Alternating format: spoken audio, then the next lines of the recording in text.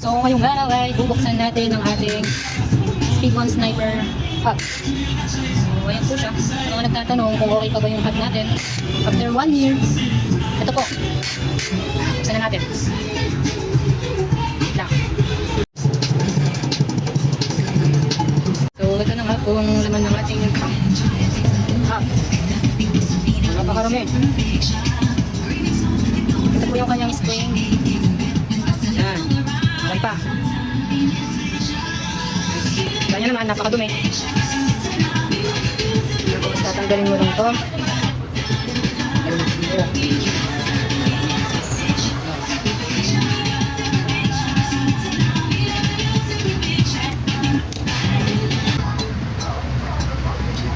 So, ito na.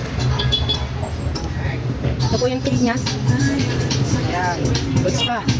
Kita nyo naman po. Ayan. Nalusaw na yung lungs nyo. Wala na siyang grip. Pero dito rin pagpod ang ating mga titig niya. Sige, nakitay ko talaga. Kita nyo naman. Wala kang bungan. Gawin mo sa year na po yan. Ayan. So, linisan natin ngayon para hindi siya masira.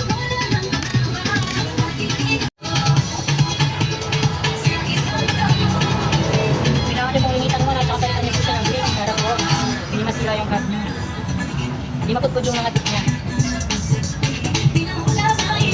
Just po yung pinapiliin sa akin. Ayan. Ayan. Ito po. Yung loob naman po. Yan, dahil napakalumi.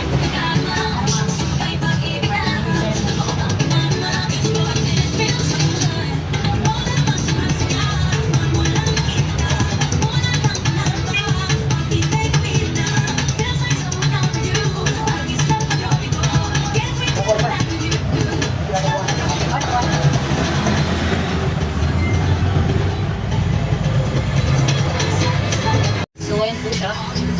Kailangan napakalinis niya talaga para mawala yung mga dating natuyong grease. Yan. Yan, malinis na rin. Katapos niya, isa-isa mo siyang lalagyan ng grease.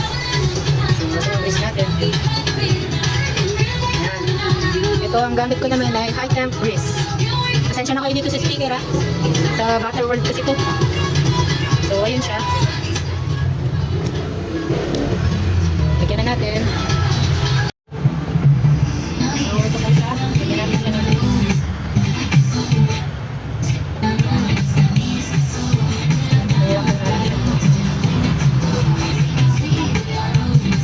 Pintik lang po yung panigyan nyo kahit hindi masira yung matik niya.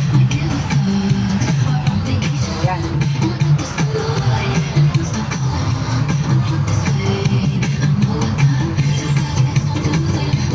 Tapos, yung sa loob naman.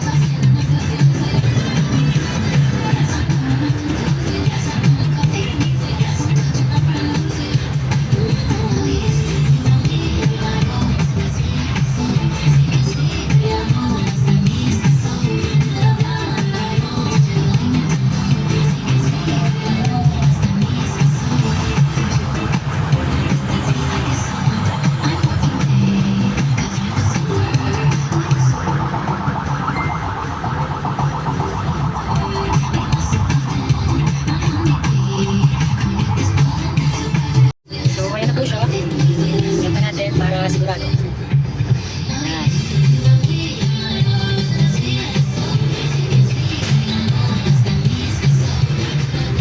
So, ito yung isa. So, pakit na natin.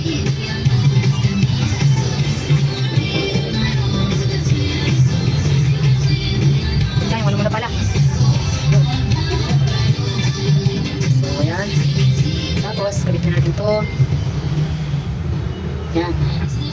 Tapos, sa yung spring. Ito. So, ito po yung spring natin. Ayan. Ayan, okay pa siya. Tignan natin. Tapos, ito na. Ayan, bigyan natin ito. Ayan. Bigyan natin ito. Pati yung spring, bigyan natin. Bigyan natin yung spring para sigurado. Okay na. Tignan natin. Ganyan lang, ganyan lang yung pagkabit.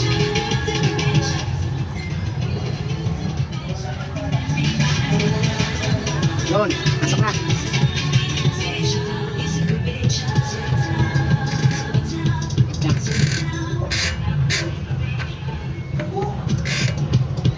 Yung tignan natin. Sarap naman yung wabasay.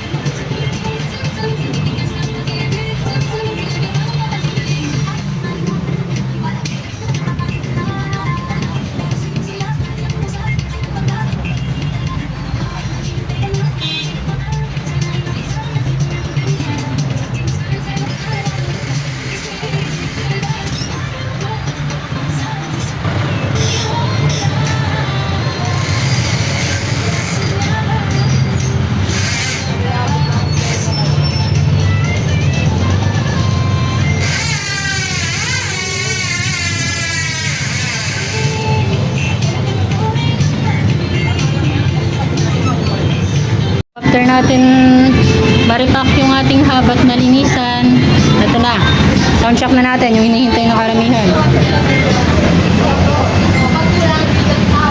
So ito na.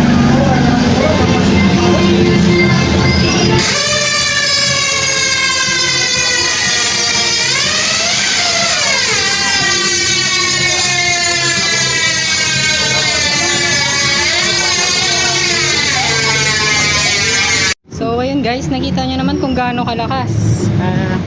Walang pinagbago, ganun pa rin yung ingay niya. Pero mas maingay pa rin to guys kung hindi mo siya lalagyan ng grasa. Pero mas madaling mapudpud yung mga tit ng speed 1 mo. So kung recommend ko sa inyo, lagyan nyo ng grease para hindi masira yung hub nyo. Dahil kahit ano man sabihin natin ay mabigat nga naman talaga to sa bulsa. As you can see, marami rin nagtatanong sa akin kung ipag-compare ko daw yung V36 Submit, yung ratchet din versus Speed 1 Sniper. Para sa akin, kung low budget ka, mag Submit V36. Malakas din yan kasi ganun yung ng tropa ko. Pero kung 1v1 sila ng sniper, para sa akin panalo yung sniper ko kasi matagal ko nang gamit to, talagang subok na siya. Ayan, as you can see, kita nyo yung tunog. So ayun lang, follow nyo na lang ako para sa mga next video natin. Salamat RS.